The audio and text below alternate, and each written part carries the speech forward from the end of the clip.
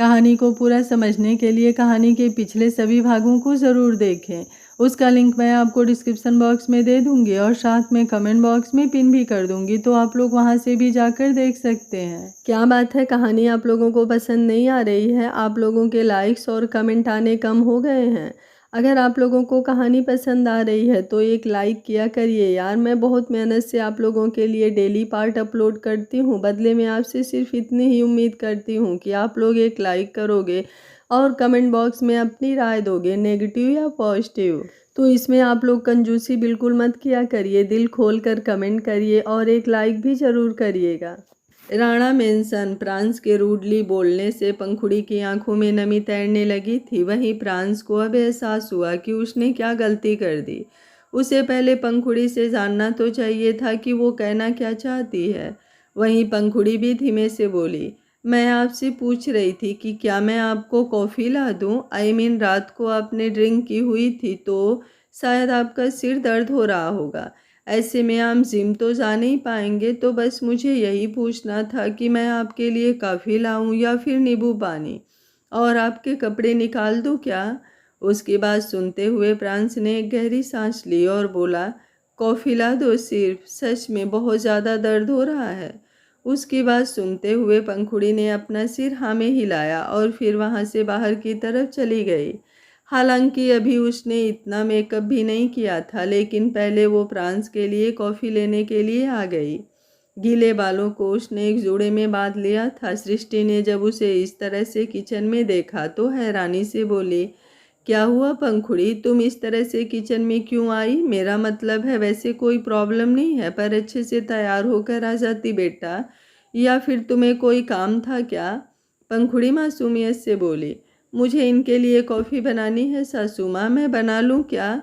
उसकी बात सुनकर सृष्टि ने अपना सिर हिलाया। पंखुड़ी के चेहरे के एक्सप्रेशंस बता रहे थे कि वो थोड़ी परेशान है, लेकिन सृष्टि अचानक से ही उसे सवालों से घिरा हुआ महसूस नहीं करवाना चाहती थी, इसलिए पहले कुछ पल उसे यूं ही देखती रही।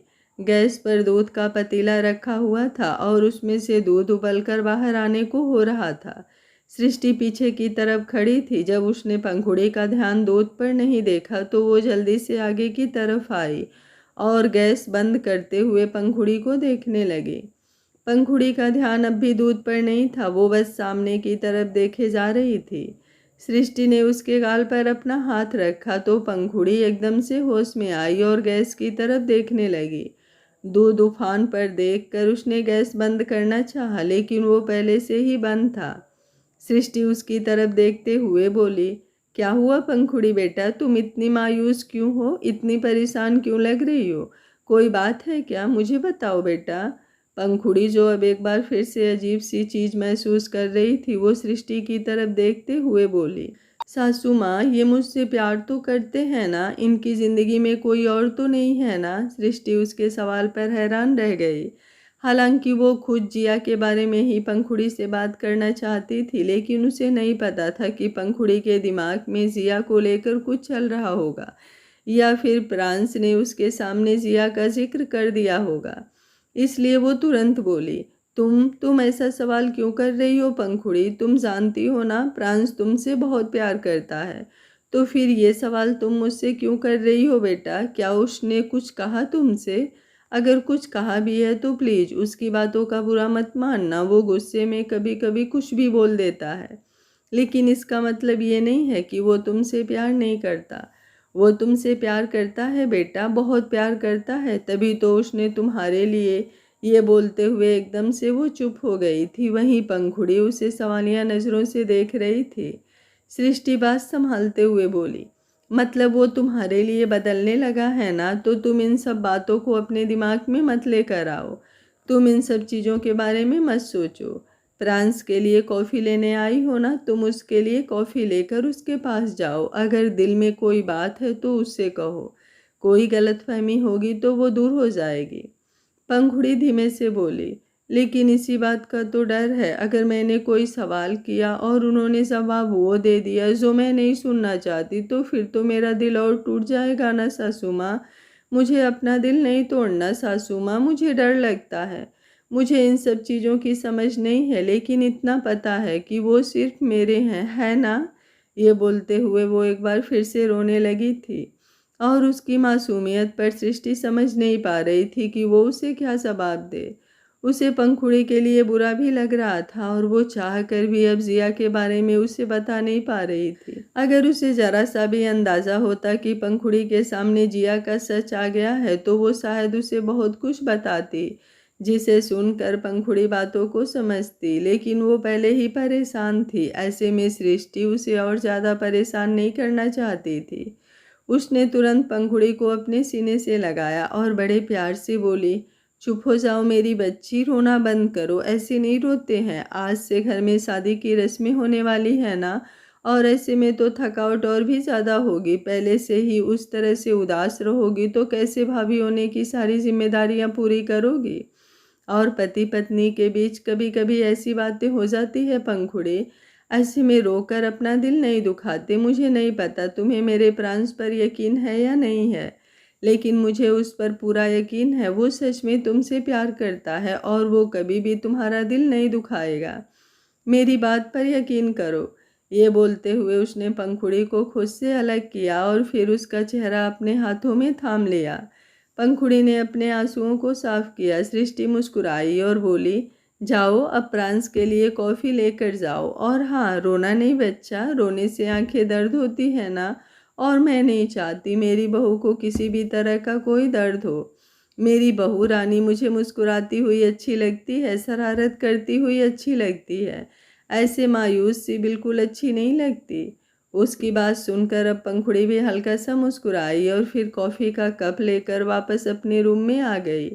तब तक प्रांस भी फ्रेश होकर वॉशरूम से बाहर आ चुका था। पंखुड़ी ने टेबल पर कॉफ़ी का कप रखा और फिर खुद आईने की तरफ बढ़ गई। उसने अपना हल्का सा मेकअप किया और फिर वापस बिस्तर पर आई। उसके हाथों में उसका फ़ोन था और एक बार फिर से वो इंस्टा चलाने लगी थी। अगले ही पल उसके सामने एक पोस्ट आई जिस पर लिखा था कि अगर आप अपने प्रेमी से कुछ पूछना चाहते हैं तो उससे सवाल करते वक्त उसकी आंखों पर ध्यान दीजिए। अगर वो आपकी आंखों में आंखें डालकर जवाब दे तो उसका जवाब सच है, और अगर वो अपनी नज़रें आप पर से हटा ले तो समझ लीजिए कि उसके दिल में खोट है। ये पोस्ट पढ़ते ही पंखुड़ी का दिमाग घूम चुका था। उसकी नज़रें प्रांस पर थी, जिसने अपना चेहरा हल्का सा झुकाया हुआ था और वो काफ़ी पी रहा था। वो पंखुड़ी से बात करना चाहता था लेकिन कर नहीं पा रहा था। कल रात की अपनी ही हरकतों की वजह से वो बेहद शर्मिंदा महसूस कर रहा था और उसे ऐसा लग रहा था जैसे अगर वो पंखुड़ी की तरफ देखेगा तो पंखुड़ी उससे वो सारे सवाल करेगी जिनके जवाब वो नहीं देना चाहता। तभी पंखुड़ी वहां पर आकर बैठी और उसकी तरफ देखकर मुस्कुराने लगी, लेकिन प्रांस ने अपना चेहरा झुकाया हुआ ही था। वो उसकी तरफ देखते हुए बोली, सुनिए। उसकी बात सुनकर एक नज़र प्रांस ने उसकी तरफ देखा, लेकिन अगले ही पल अपनी नज़रों को झुका लिया। पंखुड़ी को अजीब सा लगा। वो उसकी तरफ देखते हुए बोली, आप मुझसे प्यार करते हैं? उसकी बात पर प्रांस का दिल जोरों से धड़क उठा। कहीं अगला सवाल ये ना हो कि जिया कौन है। इस बात पर ही प्रांस नर्वस होने लगा था, लेकिन वो खुद को संभालते हुए बोला, तुम ये सवाल क्यों कर रही हो पंखुड़ी? तुम जानती हो ना मेरे दिल में तुम्हारे लिए क्या है, तो फिर तुम ऐसा सवाल क्यों कर रही हो? अगर तुम्हें जवाब चाहिए तो मैं जवाब तुम्हें अच्छे से दूंगा, पर फिलहाल मुझे एक इम्पोर्टेंट कॉल करनी है। मैं अभी आता हूँ। ये बोलकर वो कॉफ़ी का कप टेबल पर रखकर वहाँ से बाहर की तरफ चला गया और पंखुड़ी की आंखों में नमी तैर गई। वो अपनी जगह पर बैठी रह गई और अब उसे और भी ज़्यादा बुरा लग रहा था। उसे ऐसा लग रहा था जैसे प्रांस उससे प्यार नहीं करता। कुछ ही देर में प्रांस वापस आया तो उसकी नज़र पंखुड़ी पर गई। उसने उसका चेहरा मायूस देखा तो उसे भी बुरा लगने लगा। पंखुड़ी ने कितने प्यार से उससे वो सवाल किया था और वो ऐसे अजीब सा जवाब देकर वहाँ से चला गया था, इसलिए वो उसके पीछे आकर खड़ा हुआ। पंखुड़ी बिस्तर के पास खड़ी तकिए के कवर चेंज कर रही थी, लेकिन वो प्रांस की बातों में खोई हुई थी। उसे पता ही नहीं चला कब प्रांस आकर उसके पीछे खड़ा हो गया और अब प्रांस ने उसे अपनी बाहों में जकड़ लिया। उसके कंधे पर अपना चेहरा रखकर बोला, आजकल बड़े सवाल पूछने लगी हो तुम मुझसे बच्चा, ऐसे सवाल कौन पूछता है? क्या तुम्हें नहीं पता मेरे दिल में तुम्हारे लिए क्या है? क्या तुम नहीं जानती मैं तुमसे कितना प्यार करता हूँ? पंखुड़ी का दिल धक सा रह गया। वो जैसे तड़प रही थी प्रांस के प्यार के लिए, और अब जिस तरह से उसने उसे अपनी बाहों में भरा था, उसे सच में जो सुकून मिल रहा था उसे शब्दों में बयां नहीं किया जा सकता था। वो अगले ही पल प्रांस की तरफ घूम गई और उसकी आंखों में झांकने लगी। प्रांस ने हिम्मत कर उसकी आंखों में देखते रहने की कोशिश की। पंखुड़ी उसकी तरफ देखते हुए बोली, मेरी आंखों में आंखें डालकर कहिए ना कि आप मुझसे प्यार करते हैं। प्रांस की हार्ट बीट तेज हो गई, लेकिन उसने खुद को संभाले रखा और पंखुड़ी के गाल पर अपना हाथ रखकर उसकी आंखों में आंखें डालकर बोला, मैं सच में तुमसे प्यार करता हूँ पंखू। हाँ, मैं जानता हूँ कि मुझे ये बात इस तरह से नहीं करना चाहिए था, कुछ स्पेशल करना चाहिए था, लेकिन अगर तुम जानना ही चाहती हो तो मैं कह देता हूँ। आई लव यू मेरी जान, I love you so much. ये बोलते हुए उसने हल्का सा आगे बढ़कर पंखुड़ी के लबों को चूम भी लिया तो पंखुड़ी के दिल तक ठंडक उतर गई। वो झट से प्रांस के सीने से लग गई और बोली, सुनिए, मैं भी आपको बहुत प्यार करती हूँ और आप ना सिर्फ मेरे हैं, सिर्फ मेरे और किसी के नहीं। आप ना अब मुझे छोड़कर किसी और के पास मत जाना। उसकी बात सुनते हुए प्रांस को उसकी बेचैनी साफ महसूस हो रही थी। वो समझ रहा था कि पंखुड़ी ये सब कुछ क्यों बोल रही है। उसने पंखुड़ी की पीठ पर अपने हाथ कस दिए और बोला, नहीं जाऊंगा मेरी जान, मैं वैसे भी किसी के पास नहीं जा सकता, चाहूँ तो भी नहीं। ये बोलते हुए उसकी आवाज़ में भी एक अलग ही तड़प थी। अभी कुछ सेकंड ही बीते थे कि एक सर्वेंट ने दरवाज़ा नॉक किया। आज रात को परीक्षा और तनिष्क की एंगेजमेंट थी। उसके लिए दोपहर से ही तैयारी शुरू होने वाली थी, तो सृष्टि चाहती थी कि सब लोग पहले सुबह अच्छे से ब्रेकफास्ट कर ले, ताकि दिन में अगर लंच इधर उधर हो भी जाए तो किसी को कोई प्रॉब्लम ना हो। इसलिए उसने सर्वेंट को भेजा था ताकि वो प्रांस और पंखुड़ी को डाइनिंग टेबल पर ले आए। प्रांस ने दरवाज़ा खोला और सर्वेंट उसकी तरफ देखते हुए बोले, बड़ी मालकिन आप लोगों को बुला रही हैं, नीचे नाश्ता लग चुका है। प्रांस ने एक गहरी सांस लेकर कहा, आप जाइए, हम लोग आते हैं। उसकी बात सुनकर वो सर्वेंट वहाँ से चली गई और अब प्रांस ने वापस पंखुड़ी की तरफ देखा। वो पंखुड़ी के पास आया और उसके चेहरे को अपने हाथों में थाम कर बोला, क्या अभी भी तुम्हें कुछ कहना और जानना है बच्चा? कोई और सवाल है तुम्हारे दिल में? अगर है तो बताओ। पंखुड़ी पूछना तो बहुत कुछ चाहती थी, लेकिन अब प्रांस ने जब उससे आई लव यू कहा तो उसका हर सवाल खत्म हो गया था। इसलिए उसने मुस्कुराते हुए अपना सिरनामे हिला दिया। वो उसकी तरफ देखते हुए बोली, आप शावर ले लीजिए, मैं आपके कपड़े निकाल देती हूँ, उसके बाद हमें ब्रेकफास्ट के लिए जाना है। प्रांस ने अपना सिर हिलाया और वॉशरूम में चला गया। 10 मिनट में ही वो शावर लेकर वॉशरूम से बाहर आया तो देखा पंखुड़ी ने उसके कपड़े निकाल दिए थे।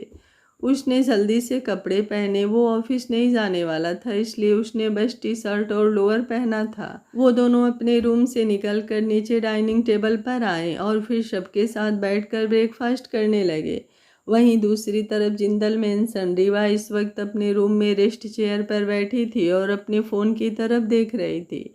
उसके फ़ोन पर कुछ पिक्चर्स स्लाइड हो रही थी, जिन्हें देखते हुए उसके चेहरे पर सातिर मुस्कुराहट थी।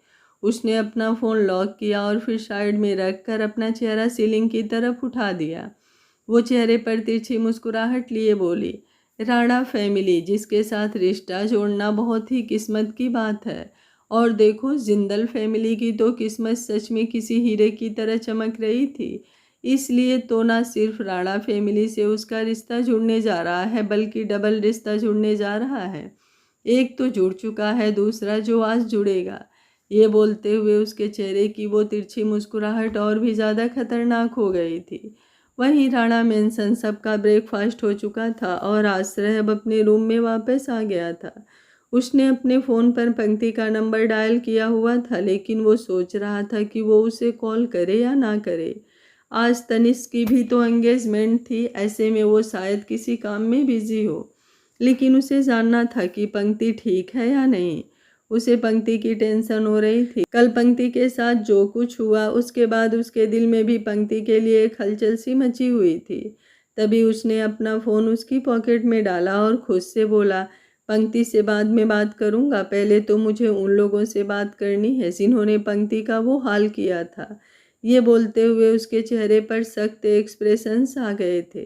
शादी के फंक्शन में वो बिजी हो जाएगा, ये सोचकर वो पहले इस मामले को ख़त्म करने का सोच रहा था। रूम से बाहर निकलकर वो पार्किंग एरिया में आया और अपनी गाड़ी में बैठकर वहाँ से निकल गया। Pool club.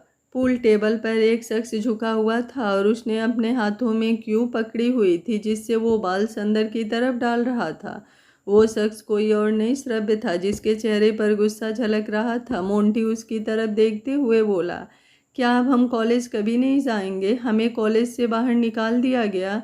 मुझे तो समझ नहीं आ रहा श्रव्य, तेरे होते हुए ऐसा हमारे साथ कैसे हो सकता है? तूने गारंटी ली थी कि अगर हम तेरे कामों में तेरा साथ देंगे, जो तू कहेगा वो हम करेंगे, तो कभी हमें कोई रिस्क नहीं होगा, हम पर कोई बात नहीं आएगी। लेकिन कल तूने जो पंक्ति के साथ किया उसके बाद तुझे तो कॉलेज से बाहर निकाल ही दिया गया है, साथ में हमें भी बाहर कर दिया गया। अगर तेरे अंदर दम नहीं था तो तुझे इतनी बड़ी बड़ी बातें भी नहीं करनी चाहिए थी। रिंकी गुस्से से बोली, जुबान संभाल कर बात कर मोंटी, ये मत भूल कि तू श्रव्य से बात कर रहा है। सब राहुजा है वो, कोई ऐरा गहरा इंसान नहीं जिसके सामने तू कोई भी बकवास करेगा और वो सुनता रहेगा। अगर उसका गुस्सा हद से बाहर हुआ तो वो तेरा मुंह तोड़ देगा। मोंटी व्यंग से बोला, रहने दे, बहुत अच्छी तरह से जानता हूँ मैं उसके गुस्से को। उस आश्रय राणा के सामने तो इसका गुस्सा चला नहीं, अब आया मुझ पर गुस्सा चलाने वाला।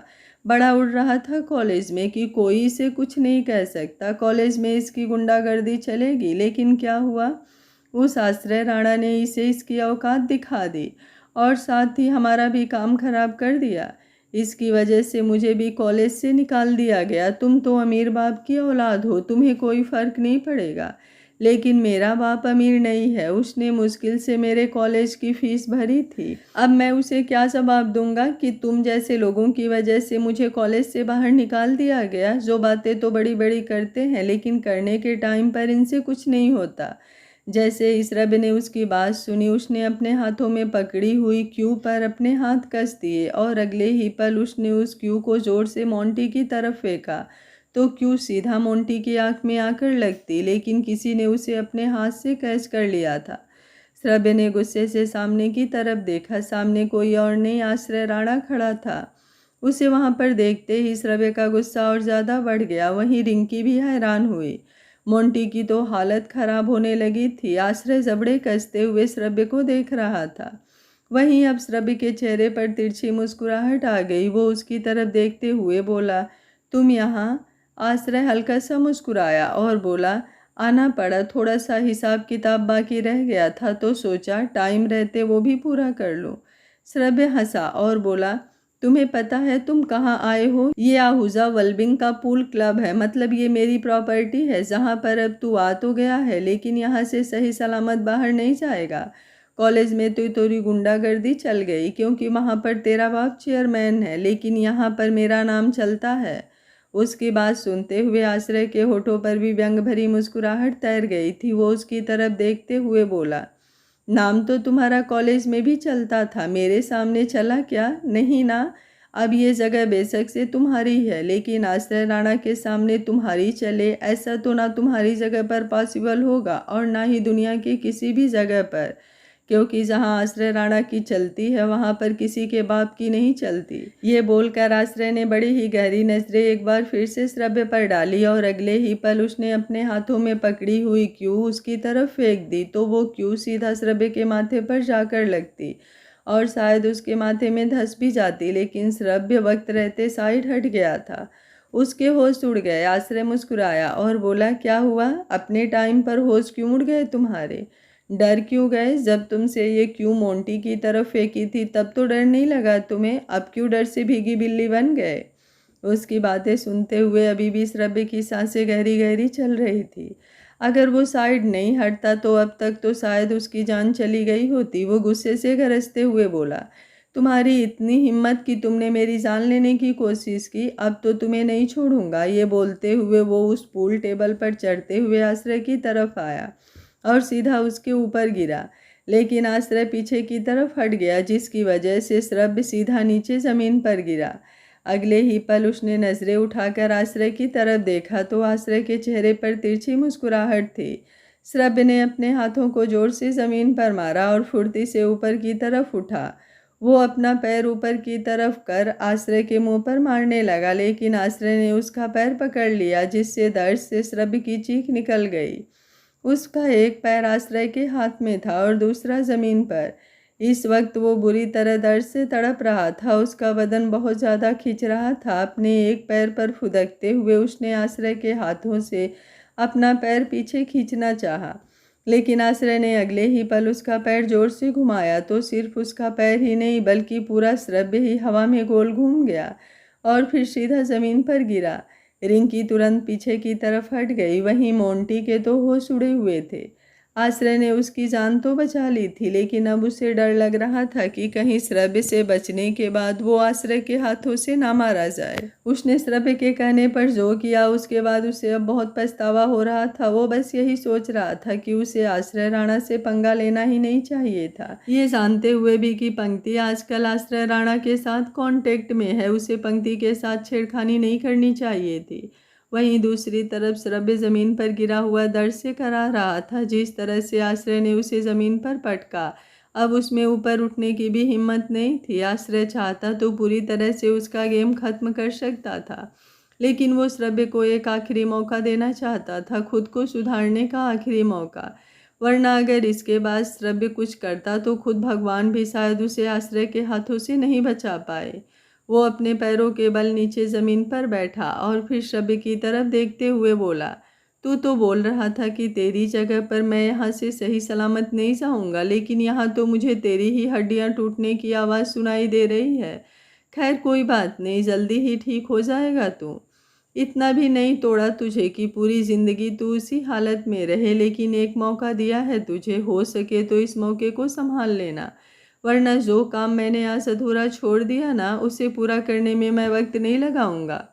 फिर बेशक से जगह कोई भी हो, मेरे हाथों तेरा काम ज़रूर खत्म होगा। ये नहीं कहूँगा कि पंक्ति से दूर रहना, पंक्ति को तो मैं खुद तुमसे दूर रखूँगा, लेकिन खबरदार अगर किसी और लड़की के साथ भी इस तरह की घटिया हरकत करने का सोचा तो आइंदा अगर किसी को भी तुमने ज़रा सी भी तकलीफ़ पहुँचाई ना श्रव्या आहूजा, तो ये पुल टेबल मैं तुम्हारी चिता में बदल दूँगा। ये बोलते हुए वो श्रव्य को गुस्से भरी नज़रों से देख रहा था। अब वो ऊपर की तरफ उठा। श्रव्य कुछ नहीं कर पाया, वो बस जमीन पर गिरा हुआ दर्द से तड़पता रहा। वहीं आश्रय की नज़रें अब रिंकी पर थी। वो रिंकी के सामने आकर खड़ा हुआ और बोला, सेम ऑन यू, सिर्फ इतना ही काफ़ी होगा तुम्हारे लिए, इससे आगे के तो तुम लायक भी नहीं हो। ये बोलकर अब वो तुरंत वहाँ से चला गया और मोंटी राहत की सांस लेने लगा। लेकिन इतना लेसन उसके लिए काफ़ी था कि उसे अब संभल कर रहना होगा और श्रव्य और रिंकी की गैंग में तो उसे बिल्कुल नहीं रहना, वरना उसका भी श्रव्य की तरह हाल हो जाएगा। जब श्रव्य का अमीर बाप श्रव्य को नहीं बचा पाया तो उसे तो वो क्या ही बचाएगा। वहीं दूसरी तरफ श्रव्य को तोड़ने के बाद आश्रय बाहर की तरफ आया तो श्रव्य का बाप नमन आहूजा आश्रय के रास्ते में आकर खड़ा हुआ। वो मुस्कुराते हुए बोला, मिस्टर आश्रय राणा, आप यहाँ पर? आश्रय ने गहरी नज़रों से नमन को देखा। हालांकि वो नमन को जानता था, लेकिन उसे नहीं पता था कि श्रव्य नमन आहूजा की औलाद है। वो कुछ कहता उससे पहले ही नमन बोला, आइए मेरे ऑफिस में चलिए, वहाँ पर बैठकर बातें करते हैं। आज आप हमारे पूल क्लब में आए, हमें बहुत अच्छा लगा। ये बोलते हुए वो उसे अपने साथ ऑफिस चलने का इशारा कर रहा था।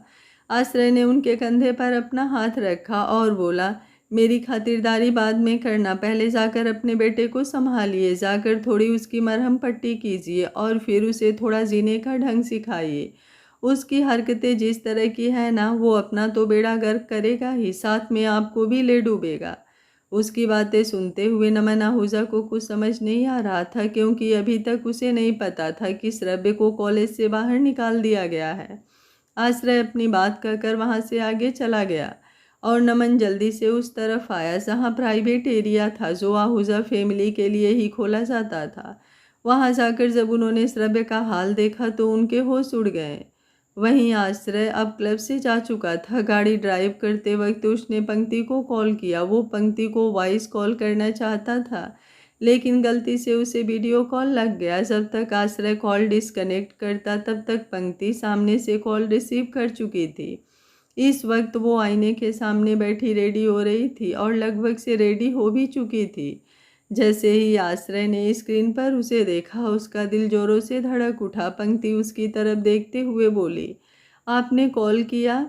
आश्रय उसका सवाल सुनकर एकदम से हड़बड़ा गया और बोला, हाँ, वो मैंने कॉल किया था, ये जानने के लिए कि तुम ठीक तो हो ना। पंक्ति ने अपना सिर हिलाया और बोली, मैं ठीक हूँ, आप कैसे हैं? आश्रय हल्का सा मुस्कुराया और बोला, मैं भी ठीक हूँ। लेकिन इसके बाद अब उसे समझ नहीं आ रहा था कि वो पंक्ति से क्या कहे। वहीं पंक्ति के दिल में तो 1000 बातें थी, लेकिन वो कहाँ अपने दिल की बात आश्रय से कह पाती थी।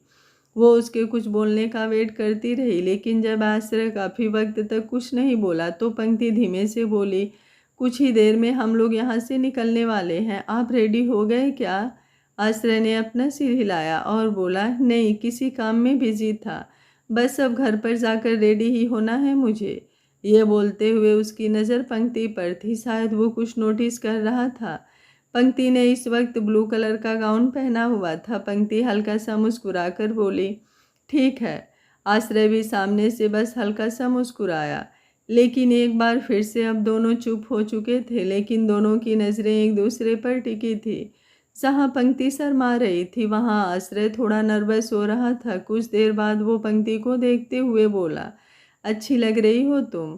पंक्ति का चेहरा एकदम से खिल गया। आश्रय ने बिल्कुल सिंपल सी तारीफ की थी, लेकिन यही उसके लिए जैसे बहुत कुछ थी। वो जल्दी से बोली, आपको अच्छी लग रही हूँ मैं? आश्रय अब उसके सवाल पर थोड़ा नर्वस हो गया। वो जल्दी से बोला, एक्चुअली मैं घर पहुँच गया, अब मैं तुमसे बाद में बात करता हूँ। ये बोलकर उसने तुरंत कॉल डिस्कनेक्ट किया और पंक्ति बस फ़ोन की तरफ देखती रह गई। उसने अपना फ़ोन सामने टेबल पर रखा हुआ था, लेकिन अभी भी उसके चेहरे पर मुस्कुराहट थी। वहीं आश्रय ने अपने माथे पर अपना हाथ रख लिया था। वो खुद से ही बोला, ये क्या फील कर रहा हूँ मैं? ओह गॉड, मुझे ये सब फीलिंग नहीं आनी चाहिए। मैं तो पंक्ति को रोकना चाहता हूँ, लेकिन यहाँ तो मेरा खुद का दिमाग जैसे बंद होता जा रहा है। ये क्या होता जा रहा है मुझे? ये बोलते हुए वो गहरी गहरी सांसें ले रहा था। तकरीबन 10 मिनट बाद वो राणा मेंशन पहुंचा, जहां पर काफ़ी चहल पहल नज़र आ रही थी।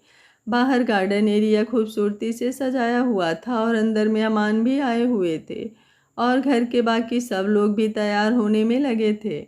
प्रांस और पंखुड़ी दोनों इस वक्त अपने रूम में थे। जहां पंखुड़ी ने ब्लैक कलर की साड़ी पहनी हुई थी, वहीं प्रांस ने वाइट कलर का sequence kurta with white floor पहना हुआ था। दोनों ही बहुत प्यारे लग रहे थे। सुबह से लेकर शाम हो चुकी थी और इतने वक्त में प्रांस की जो नर्वसनेस थी वो भी जा चुकी थी। वो एक बार फिर से पहले की तरह ही बिहेव कर रहा था। पंखुड़ी सोफे पर बैठी और अपने हिल्स पहनने लगी, लेकिन साड़ी की वजह से उसे प्रॉब्लम हो रही थी। प्रांस ने जब उसे ऐसे देखा तो वो मुस्कुराते हुए उसके पास आया और फिर घुटनों के बल नीचे ज़मीन पर बैठ गया। पंखुड़ी उसकी तरफ देखती हुई बोली, सुनिए, आप ये क्या कर रहे हैं? आप ऐसे नीचे ज़मीन पर क्यों बैठ गए? प्रांस हल्का सा मुस्कुराया और बोला, ताकि मैं अपने रोज़ पीटल को सैंडल पहना सकूं।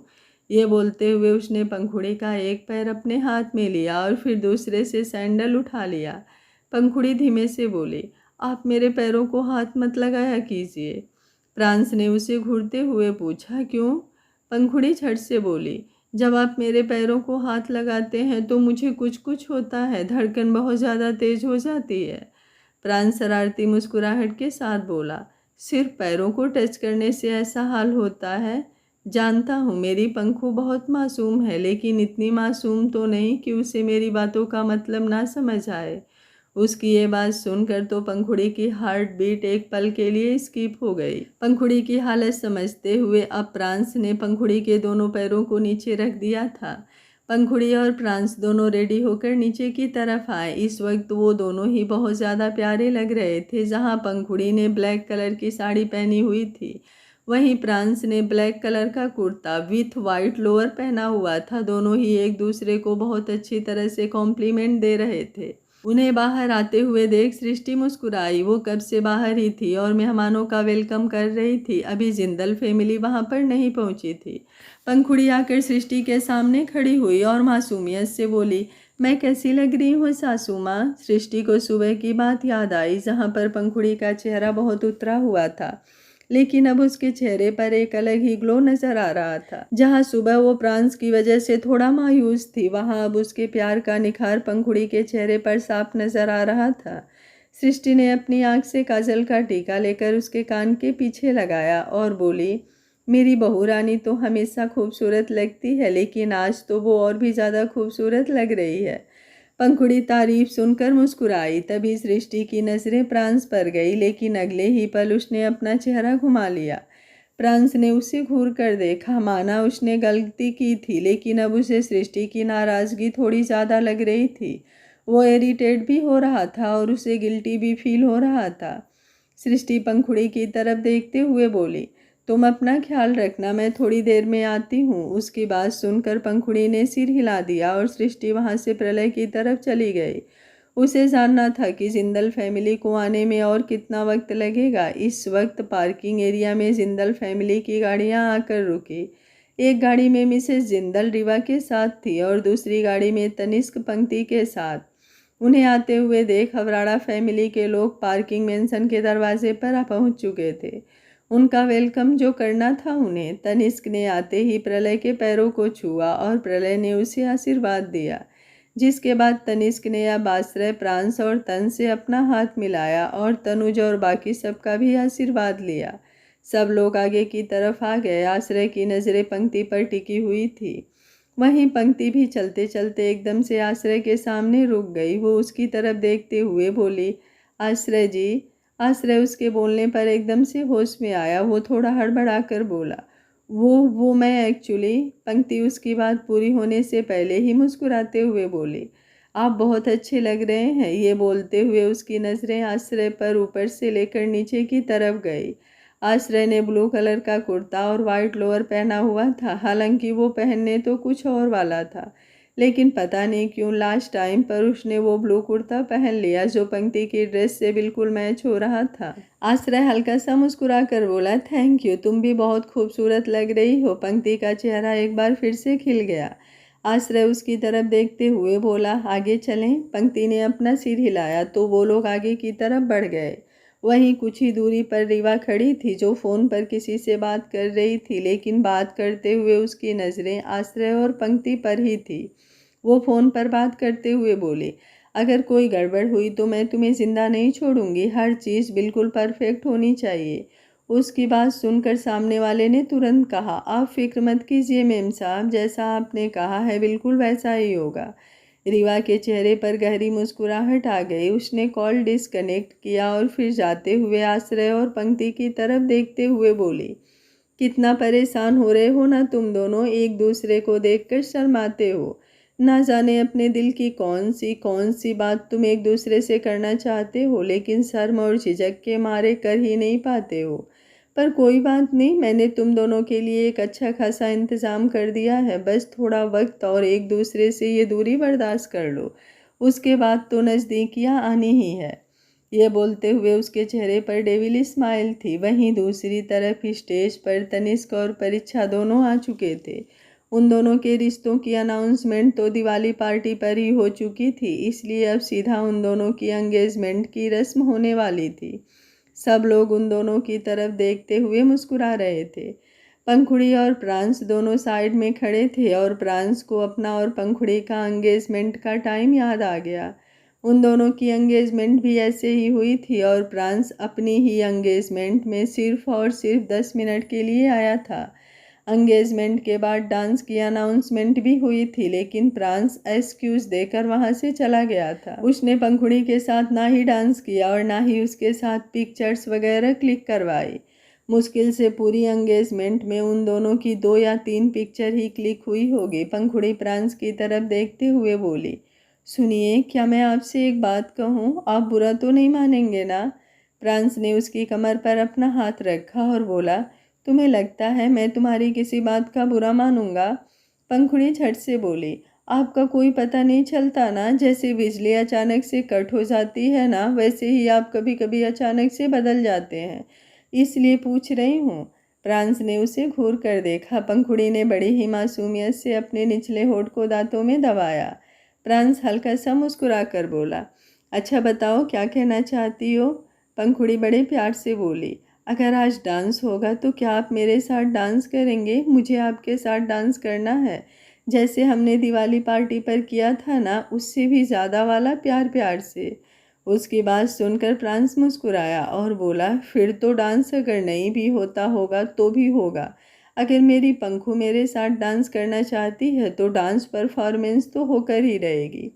उसकी बात सुनकर पंखुड़ी मुस्कुराई। तभी उसने तनिष्क और परीक्षा की तरफ देखा, जो अब एक दूसरे को एंगेजमेंट रिंग पहनाने वाले थे। तनिष्क और परीक्षा दोनों ने एक दूसरे की आंखों में आंखें डालते हुए एक दूसरे को रिंग पहनाई और फिर सब लोग उन्हें देखते हुए तालियां बजाने लगे।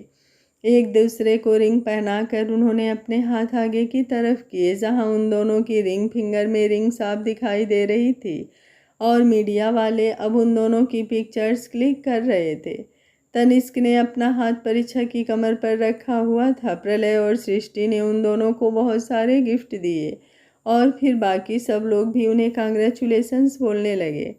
कुछ देर बाद डांस की अनाउंसमेंट हुई तो पंखुड़ी का चेहरा एकदम से खिल गया। वो तो कब से इस वक्त का इंतजार कर रही थी।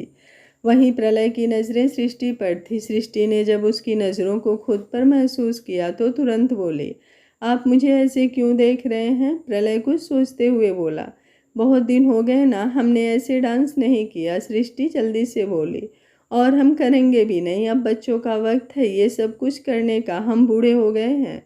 उसकी बात सुनकर प्रलय ने उसे घूर कर देखा और बोला, खबरदार अगर इस तरह की फालतू बकवास की तो प्रलय राणा ना बूढ़ा हुआ है और ना ही कभी होगा। अगर नहीं यकीन तो अपनी बात से तुम्हें अच्छे से प्रूफ करके दिखाऊंगा। प्रलय ने अब अपना हाथ पकड़ा और बोला, चलोगी मेरे साथ डांस फ्लोर पर या फिर? सृष्टि ने डांस फ्लोर की तरफ देखा तो प्रलय मुस्कुराया। जब नताशा ने प्रलय और सृष्टि को डांस फ्लोर पर जाते हुए देखा तो उसने जल्दी से तनुज का हाथ पकड़कर कहा, प्लीज़ तनुज आप भी मेरे साथ डांस कीजिए ना। शादी से पहले आप कितने रोमांटिक थे, लेकिन अब तो आप बिल्कुल अनरोमांटिक हो गए हैं। मुझे आपके साथ डांस करना है। उसकी बात सुनकर तनुज तुरंत बोला, सामने तुम्हारा बेटा और तुम्हारे होने वाली बहू खड़ी है, एक दूसरे का हाथ पकड़कर जो डांस फ्लोर पर जा रहे हैं, और तुम्हें मेरे साथ डांस फ्लोर पर चलना है। क्या सोचेंगे वो हमारे बारे में? नताशा गुस्से से बोली, आप मेरे साथ चल रहे हैं या फिर मैं किसी और को ढूंढ लूँ डांस करने के लिए? तनुज ने तुरंत उसकी कमर पर अपना हाथ रखा और बोला, नो वे। ये बोलते हुए उसका चेहरा नताशा के चेहरे पर झुका हुआ था और उसकी आंखों में नताशा के लिए एक जुनून भी नजर आ रहा था। नताशा मुस्कुराई और बोली, तो फिर जल्दी चलिए। ये बोलकर उसने भी तनुज को डांस फ्लोर पर ले जाना शुरू किया। तनिष्क, परीक्षा, नताशा, तनुज, प्रलय, सृष्टि, तंस और रिया ये चारों कपल डांस फ्लोर पर पहुंच चुके थे और अब प्रांस भी पंखुड़ी का हाथ अपने हाथ में थाम कर उस डांस फ्लोर पर लेकर आया। आश्रय और पंक्ति अभी भी सामने की तरफ खड़े थे। पंक्ति ने अपना चेहरा झुकाया हुआ था। वो आश्रय के साथ डांस करना चाहती थी, लेकिन उसे समझ नहीं आ रहा था कि वो सामने से उसे कैसे अप्रोच करे। वहीं आश्रय उसकी तरफ देख रहा था पर उसे कुछ बोल नहीं पा रहा था। उसे बहुत ऑकवर्ड फील हो रहा था। तभी रीवा वहाँ पर आई और बोली, सब लोग डांस कर रहे हैं। आई नो तुम दोनों कपल नहीं हो, लेकिन डांस तो कर सकते हो ना। प्लीज़ गो ना, बहुत मज़ा आएगा। ये बोलते हुए उसने आश्रय का हाथ पकड़ लिया और उस पर पंक्ति का हाथ रख दिया। आश्रय और पंक्ति दोनों की नज़रें अब एक दूसरे पर टिक गई। रीवा मुस्कुराते हुए पीछे की तरफ हट गई।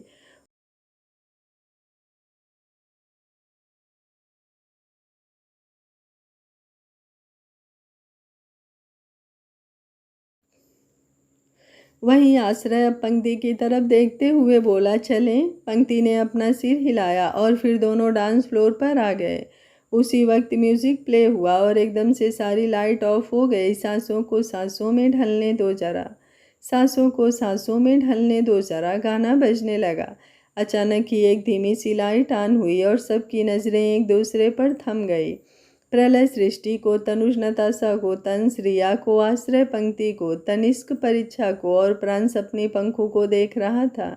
धीमी सी धड़कन को बढ़ने दो जरा, लम्हों की गुजारिश है ये पास आ जाएं। प्रांस ने पंखुड़ी की कमर पर अपना हाथ रखा और फिर उसके दूसरे हाथ को अपने हाथ में कसकर थाम लिया। पंखुड़ी के चेहरे पर एक लंबी सी मुस्कुराहट थी और इसका दिल जोरों से धक धक कर रहा था। कुछ लोगों के कमेंट कल बहुत ही प्यारे प्यारे हैं। बहुत से लोगों ने मुझे अपने स्वास्थ्य पर ध्यान देने की हिदायतें दी। आप लोगों का तहे दिल से शुक्रिया, आप लोग मेरी इतनी केयर करते हो। और कुछ लोगों ने अपनी बेकरारियों को भी मुझसे साझा किया था, जैसे कि एक कमेंट था, मैम 24 घंटे ही बीतने मुश्किल होते हैं इस कहानी के लिए, फिर 48 घंटे कैसे बीतेंगे। मेरा स्वास्थ्य थोड़ा सा सही था, फिर मैंने उन बेकरारियों को ध्यान में रखते हुए आप लोगों के लिए ये पार्ट तैयार किया है। अगर आप लोगों को आज का पार्ट अच्छा लगता है तो कमेंट बॉक्स में अपनी राय ज़रूर दीजिएगा और वीडियो को एक लाइक करके ज़रूर जाइएगा। मैं आप लोगों के लिए किसी भी तरह की परिस्थिति होती है लेकिन डेली पार्ट अपलोड करती हूँ। बदले में आपसे इतनी ही उम्मीद करती हूँ, अगर आपको वीडियो पसंद आती है तो वीडियो को एक लाइक कर दिया करिए। अगर नहीं पसंद आती है तो डिसलाइक। अगर आप लोगों को कहानी पसंद आती है तो आप लोग मुझे अपना पॉजिटिव कमेंट कीजिए, अगर नहीं पसंद आती है तो नेगेटिव।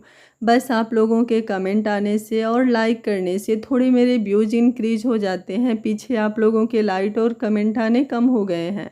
आप लोग खुद ध्यान दीजिए कि व्यूज़ डाउन हो रहे हैं। बाकी मुझे जब भी आप लोगों के प्यार और सपोर्ट की ज़रूरत पड़ी है, आप लोगों ने मुझे भरपूर दिया है और उम्मीद करती हूँ आगे भी आप लोग ऐसे ही अपना प्यार और सपोर्ट मेरे चैनल पर बनाए रखेंगे। Thank you for watching. मिलते हैं कहानी के अगले भाग में, तब तक स्वस्थ रहिए, मस्त रहिए और अपना ख्याल रखते रहिए।